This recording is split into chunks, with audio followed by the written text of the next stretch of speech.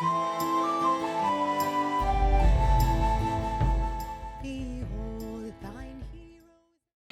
start, however, with the four of you in the lead minecart as it starts to carry on over the crest of this small tunnel. Behind you is another cart, so there's two, one in a row. It is pitch black as you head through here, and every now and then, about maybe every 100, 150 meters, a small light, which is affixed to the ceiling, throws a little bit of maybe 4 or 5 meters worth of light.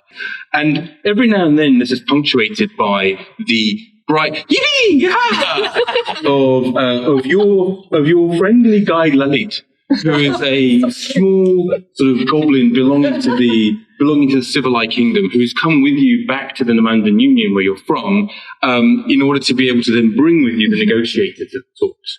You can see that negotiator Maktaras, however, is sat there on one of the benches with her sort of hooded cloak up kind of relatively high, sort of not quite shivering, but certainly just sort of feeling very uncomfortable and sort of leaning a little bit side to side, kind of the wrong way. Little time passes, and actually at this point, Lily begins to start slowing things down.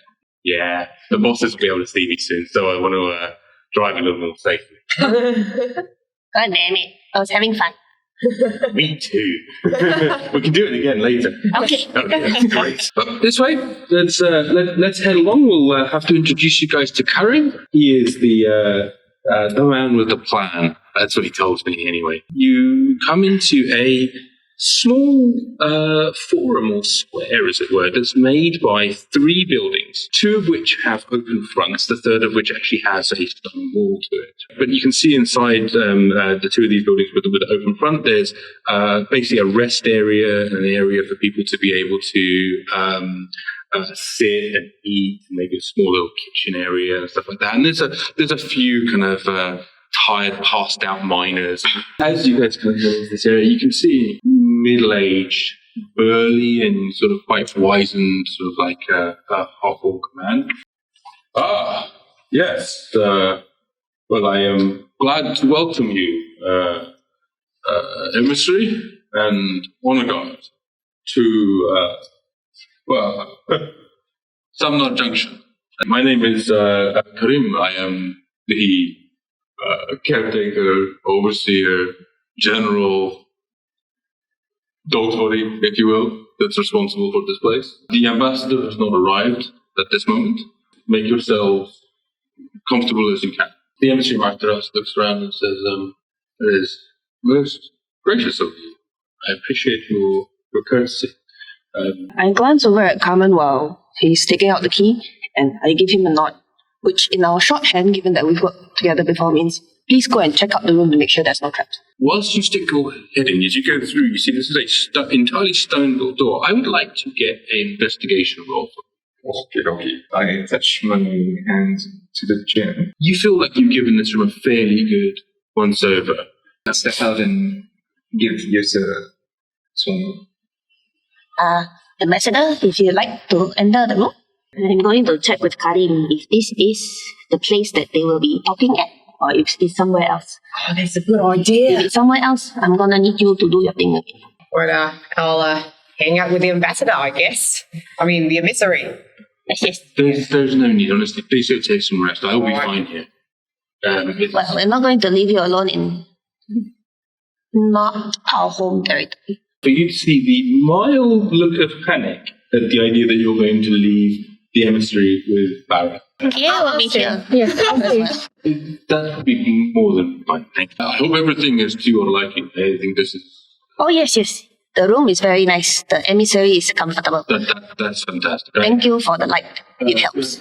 Yes, we often forget down here that there are folks who... Cannot see the dark. Yes. Lalit, are you still here? And I said, yeah, I'm here. What can I...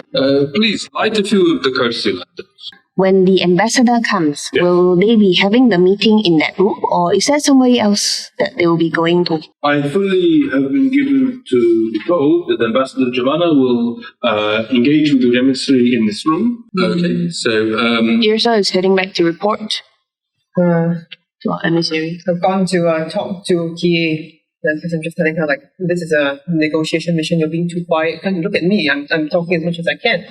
You need to talk. I'm trying not to disturb the misery. I was trained to appreciate silence because that is where the deepest thoughts, arise. Oh, nah. Something that you might gain from. That's it. She's a monk. Right. Have they heard songs before? When was the last time they heard a song? Bring, pull up my lute. And I will follow you to the dark. That was worth waking up to hear. Oh, yeah. No, thanks. Sorry, tell me all your secrets. Sure. Barra should continue talking to her new friend, his new friends. Maybe Kie, you can go share this information with the emissary. No, if he doesn't like talking. I talk when it's necessary. Now, lads, on your best behavior, please, because the ambassador may not have a sense of humor. The ambassador does have an excellent sense of hearing, however. You're watching someone that's not human in the slightest, or not humanoid in the slightest, do an excellent job. Right? As a professional, do an excellent job of playing human. At this point, Barra has a really empty expression on his face. But that's because he's trying to send a message to the ambassador. Just saying, oh yeah, it's Barra here. Doing all right? Yes, Barra, everything is okay. Right, I appreciate you checking in. all right, I'll keep doing it then. And it said very clear. It says, it is perfectly acceptable if you want to keep checking in.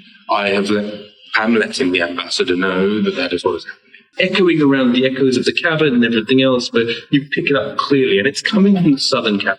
Did you hear that? There was like a screeching kind of sound coming from that direction. And then a little bit after that, you hear a and it's clearly from the southern tunnel. You see a pair of deep, glowing red eyes. It's not good. And you kind of see where there's a screeching and creaking of metal again.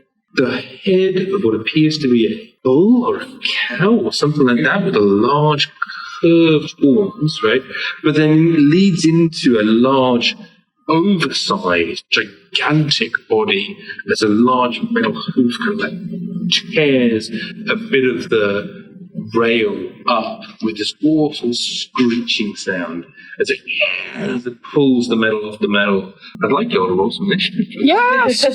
Glaring and lancing across, it sort of locks eyes on your party. Charges forward, and it's about sort of like 50 or 60 feet away. So it kind of moves forward, and it just moves to within about 15 or 20 feet of you. And as it does so, there's a trumpeting sound come out of its nostrils as it exhales this huge cloud of gas towards you all. So you fail. I will roll for Satap also fails. Specifically, Barra, you and Yrsa, you take a half breath of this sort of gas, and you feel it's disgusting, but also it's almost like it numbs the inside of your nostrils. But you manage to push it away, and you take half a moment, and you push your cloak up around your face, almost in a very dashing kind of manner. Right. However, there's a feeling of constriction comes across you as this numbness start to push its way through your system. You see her skin start to speckle and mottle with grey as you begin the process of petrifying. Oh, shit. No! You also notice the same thing happen with Satap, right, who was also takes half a breath and looks around and with a panic on his face as you see that almost half his face just begins to start turning grey and these lines just extend across it. Okay, so it's very clear to me what I have to do. Rage and charge! I look down, I harness the anger that is within me, and I let it fill me to my very ends of my being. I look up at the creature, pick on somebody, you're on size! And then start running towards it. With my metal axe, I'm going to recklessly do so. Cool. Barra, you're up next to see. What do you do when you roll with advantage, but then both of them are 4? What is this? So I see my leader not really being able to make any impact on it. Oi, come on then, you stupid bull! Look this way! And I shout and I whisper this golden melody. Hunger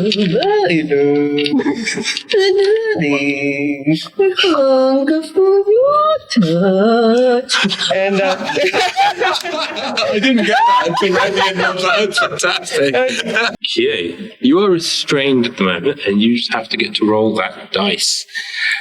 Yep. So 20. So you manage to push your spiritual energy back into your flesh, and you revitalize these sort of like dark and stony parts back into the flesh of the body, and you purify yourself. And as you do this, dark slick of disgusting dirt just falls off your hand, and you flick away from yourself. Kaman steps forward to the east, up against the crates, so that everyone's about 30 feet away from me. The first thing he does is that he closes his eyes and he takes the entropy that surrounds the area and concentrates it in the metallic beast. He hexes it. He then seeks out all the positive energy and then coalesces it in 3 figures. Yrsa, Kie, and Satar. Okay. They're the rest. he's turning the stone. So it's sort of facing away. Now it's turned back and just kind of boosts itself straight at poor Satat. It's as bad as you think it would be. As poor Satat gets knocked onto the floor in its stone form, and the Gorgon just slams with its hooves attacks. And you see there's a point where this large hoof that's been able to rip up this railway is able to like stick itself through a large cavern wall just with its power. Doesn't even really think too hard about it, and just slams down with a hoof. And he's shattered into 4 pieces. He was just doing his job! I'll swing my battle axe and then with some kind of insane strength from a very small person, smash it up against one of the joints. And then I will activate Fury of the Small! You are furious and you are small. Yeah. Gonna tell him a joke. Hey! Okay. Ding dong! Alright, I conjure some toys. It's not a joke, it's a ding dong joke. Ding dong joke. Alright, ding dong, who's there? And you touch your cow. You go, move! Alright, never mind. Well, that was funny, wasn't it? Come on, laugh a little bit. I'll show serious laughter. What's my face? Yeah,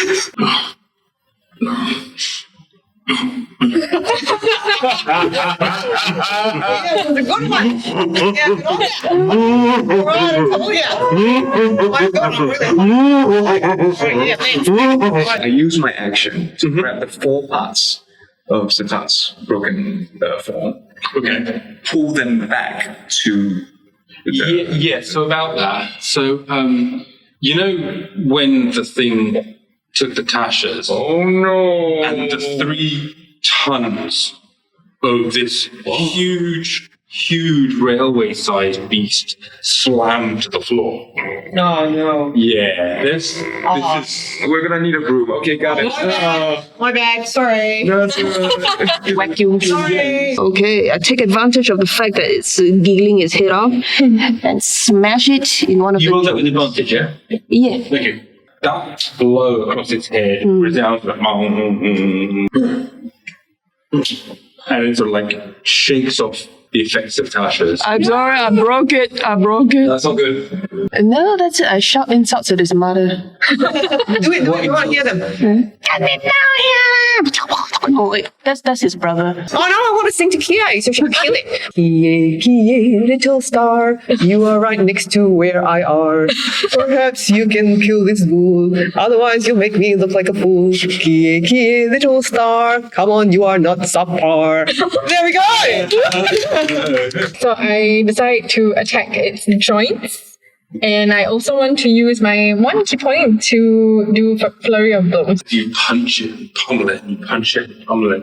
There is a moment of light that glows out of its eyes, bursts, and you see this glyph appear on its forehead. This reddish orange kind of inscription, and it burns brighter and brighter and brighter. And as it does so, There's a brief glare as it turns almost like a brilliant white.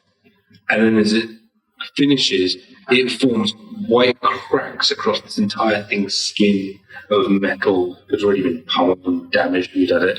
And then it implodes. You have this after image of this glowing sigil in your eyes for like a few seconds as this thing just explodes in this this burst of light and dust, and it just kind of scatters around the room. And as you turn and you look back towards the meeting room, you see Alan step through the door, his armor cut open as he staggers and he falls to one knee and he says, "They've taken the ambassador.